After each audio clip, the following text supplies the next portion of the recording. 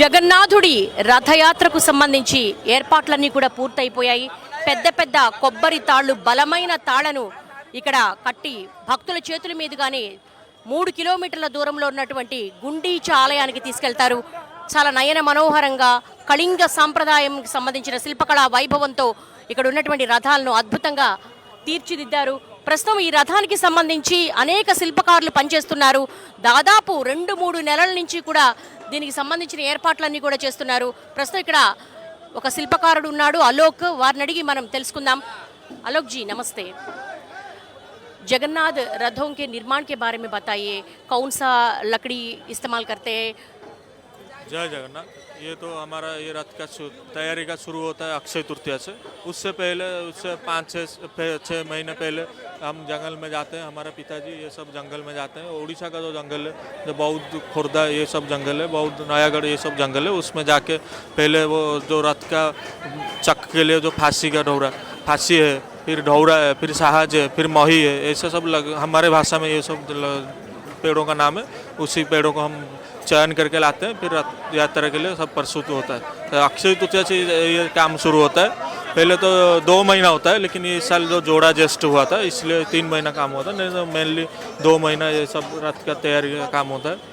तो हमारा ये काम करने के लिए हम भोई सेवक है, विश्वकर्मा सेवक है, और चित्रकार सेवक है, रूपकार सेवक है, और रथ का कपड़े के लिए दर्जी का सेवक है, और रथ के जो लोहे का कील लगता है उसके लिए कमार सेवक है। ऐसे सब सेवक मिलके 240 सेवक टोटल मिलके तीनों रथ को प्रस्तुत करते हैं। तीनों रथ प्रस्तुत करने के बाद जैसे कि हम भगवान जी का अपेक्षा करते हैं कि भगवान जी कब आएंगे, रथ के ऊपर बैठेंगे, तो हम भी रथ का चलाते हैं।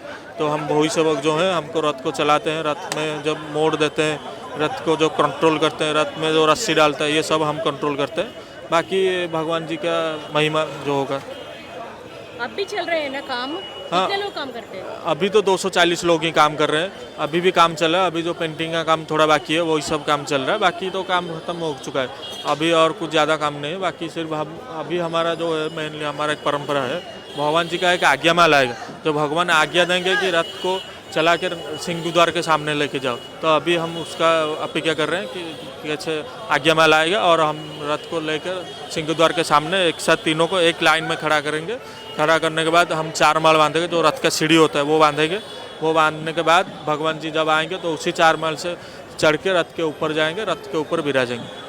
भगवान जगन्नाथ जी और बलभद्र सुभद्रा जी रथों के बारे में बताइए।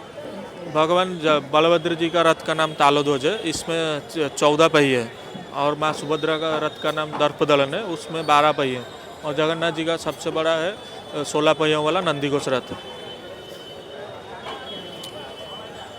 आपका पिताजी और आप कितने साल से काम कर रहे हैं? मैं तो 8 साल हो गया। मेरा पिताजी का हो गया होगा 40 साल से ज़्यादा हो गया होगा, लेकिन मैं यहाँ पे आया हुआ 8 साल हो गया। मैं तो बचपन से आता हूँ। ये हमारा पारंपरिक है। तो मैं मेरा पापा के पापा करते थे, फिर मेरा पापा कर रहे हैं, फिर मैं करूँगा, फिर मेरा बेटा करेगा। तो ये हम वंशगत सेवा है।